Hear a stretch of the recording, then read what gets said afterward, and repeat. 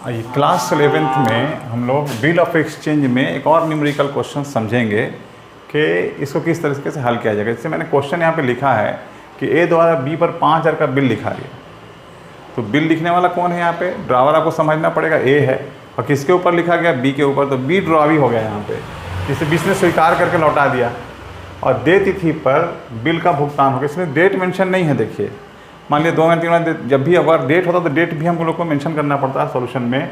भुगतान निम्न परिस्थितियों में ए की पुस्तकों में, और मैंने जोड़ दिया इसमें बी की पुस्तकों में भी क्या पंजी प्रविष्टि करेंगे। अब कंडीशन क्या है? यदि दे तिथि तक विपत्र ए के पास हो।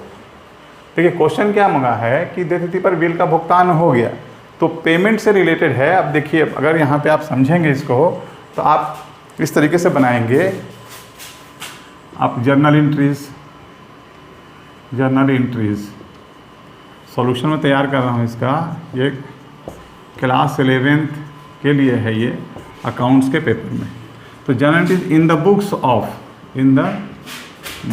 ऑफ ए, पहले आप ए के बहियों में बना लीजिए, और अलग अलग कंडीशन में क्या क्या होगा एंट्री आप समझेंगे। यहाँ पर देखिए आपको मालूम है ये डेट का कॉलम होता है, तो यहाँ पे डेट लिखिए, यहाँ पार्टिकुलर्स लिख दीजिए, पार्टिकुलर्स लेयर फोलियो और डेबिट अमाउंट और क्रेडिट अमाउंट हो गया ये। अब देखिए यहाँ पर बोलता है ए ने बी के ऊपर 5,000 का बिल लिखा है, तो बी को एक्सेप्टेंस रिसीव होगा। तो एक्सेप्टेंस रिसीव करने का पहला एंट्री करेंगे हम लोग। तो एंट्री फर्स्ट क्या करेंगे? बिल्स रिसीवेबल अकाउंट डेबिट, और किससे मिला है? तो बी से, तो टू बिल लिखेगा यहाँ पर। अब यहाँ पे 5,000 का है तो 5,000 लिख दीजिए यहाँ पर, 5,000 रुपये। अब एक्सेप्टेंस ये रिसीव हो गया।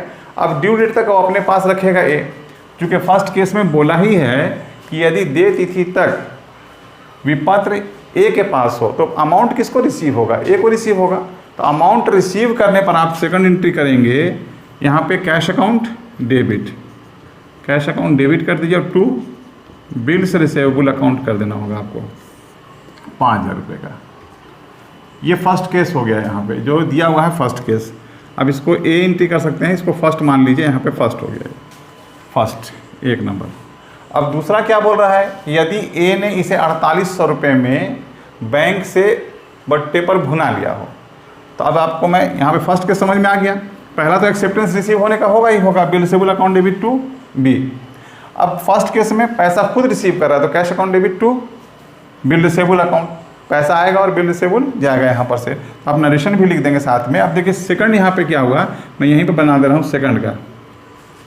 अब देखिए अमाउंट भी हटा दीजिए। अब सेकंड में बैंक से बट्टे पर डिस्काउंट अगर करते हैं तो आप इस तरह से एंट्री कीजिएगा, क्योंकि बैंक से है तो बैंक अकाउंट डेबिट करेंगे यहाँ पर, बैंक अकाउंट डेबिट। और डिस्काउंट भी आपको देना पड़ेगा, इसलिए कि आप देखिए 4800 रुपये में बैंक से बट्टे पर भुना रहे हैं, तो एक्चुअली आपके अकाउंट में जमा कितना होगा, या आपको कितना मिलेगा? 4800, और 5,000 का था, 200 रुपये डिस्काउंट हो गया यहाँ पे। तो बैंक अकाउंट डेबिट और डिस्काउंट अकाउंट डेबिट हो जाएगा।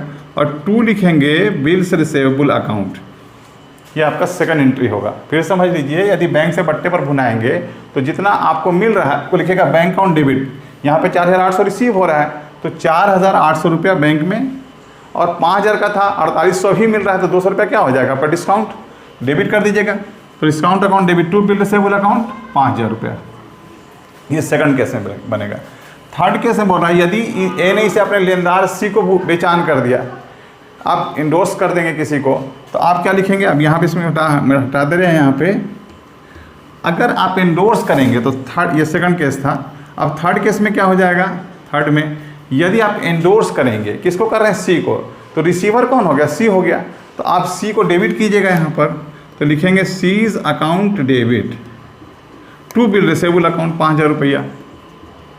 तो ये थर्ड केस में इस टाइप से बनेगा। यदि आप इंडोर्स करेंगे तो जिसको भी इंडोर्स कर रहे हैं उसका नाम डेबिट हो जाएगा, डेबिट द रिसीवर। तो चूंकि सी रिसीव कर रहा है इसलिए यहाँ पे सीज अकाउंट डेबिट, और आपके पास से क्या जा रहा है? बिल रिसीवेबल, तो टू बिल रिसीवेबल लिखिएगा यहाँ पर। फोर्थ में, फोर्थ कंडीशन, थर्ड समझ में आ गया। फोर्थ कंडीशन में समझ लीजिए अब यहाँ पे फोर्थ में, कई बार आप इसको ड्यू डेट से कुछ दिन पहले आप इसको क्या करते हैं? बैंक में कलेक्शन के लिए भेज देते हैं। तो अगर कलेक्शन में भेजेंगे तो आप लिखिएगा, ध्यान रखिएगा, इसमें 2 एंट्री करना पड़ेगा, फोर्थ का 1 और फोर्थ का बी करना पड़ेगा। यहाँ लिखिएगा bills sent for collection account, bill sent for collection account debit करिएगा यहाँ पे, और 2 लिखिएगा bill receivable account, bill sent for collection account debit to bills receivable account. अब जब आप कंफर्म हो जाएंगे कि नहीं बिल आपके अकाउंट में जमा हो गया है, डिसऑनर नहीं हुआ है, जैसे इस केस में देखिए डिसऑनर का केस नहीं है, कहीं भी अलग अलग कंडीशन में आपसे क्वेश्चन मांगा था कि क्या एंट्री होगा। अब यहाँ जमा हो जाएगा, तो जब जमा होगा तब आप लिखिएगा, इसका दूसरा एंट्री कीजिएगा यहाँ पर bank account debit, bank account debit हो जाएगा। और 2 लिखिएगा bills sent for collection account, bills sent for collection account कर दीजिएगा 5000 रुपये का, तो ये आपका एंट्री हो जाएगा कंप्लीट।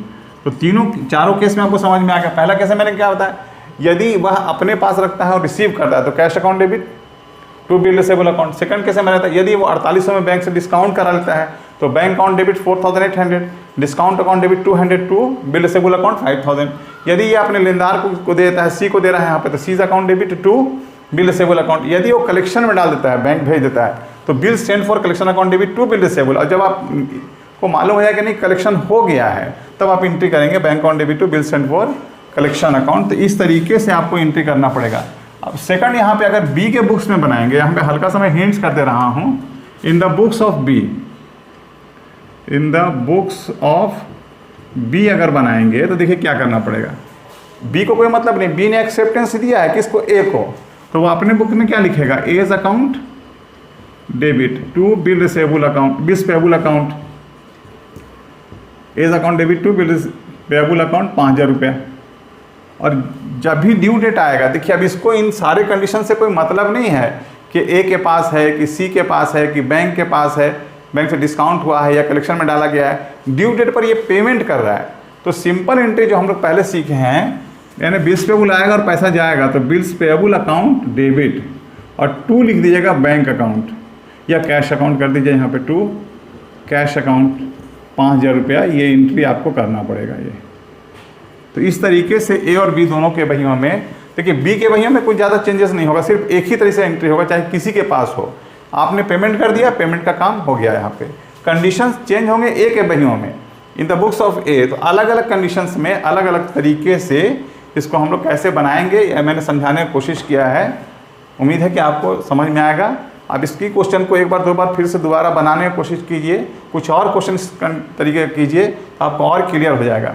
फिर भी अगर समझ में नहीं आता है तो हमसे दोबारा क्वेश्चन कीजिए कि सर यहाँ पे प्रॉब्लम हो रहा है, तो मैं इसको दोबारा आपको बताने की कोशिश करूँगा। कुछ और नए क्वेश्चंस बिल ऑफ एक्सचेंज में डिसऑनर से रिलेट मैं नेक्स्ट वीडियो में आपके लिए लेकर के आऊँगा। और फिर मेरा जो रिक्वेस्ट होता है कि अगर चैनल अभी तक सब्सक्राइब नहीं किया, सब्सक्राइब कीजिए, और वीडियो अच्छा लगता हो तो लाइक कीजिए और शेयर ज़रूर कीजिए। Thank you.